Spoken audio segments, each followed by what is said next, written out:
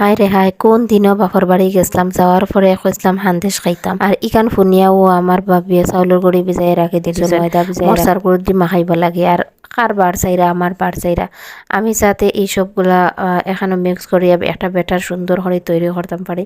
তো আমার হাতও অনেক বেদনা করে এই ব্যাটারগুলা যখন আমি মানজানিত যাই আর কি আমি কিতা করলাম গুড়ি ময়দা মানে চাউলের গুড়ি ময়দা বা গুড় সব কিছু ব্লেন্ডারে লইয়া একটু পালস তুলিয়া আবার আমি রাখি দিলাম ডেগর মাঝে আর কি। রাখার পরে একটু লবণ দিয়া আর পরিমাণ মতো পানি দিয়া ব্যাটারটারে গলি লিছি।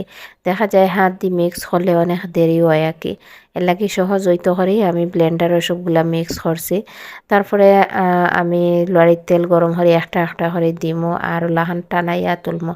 তো ওই দহকা আমার হান্দেশ হওয়ার পরে আমরা যে জনগণ গেছিলাম সবে খাইয়া যে মজা কররা যে মজা হয়েছে হান্দেশটা আর বাচ্চারাও খেলাধুলা করা আর যারও দি তারা বাড়াবাড়ি করা এবং খেলরা। তো আজকের ভিডিওটা কিলা লাগছে অবশ্যই কমেন্টে জানাইবা। আল্লাহ হাফিজ।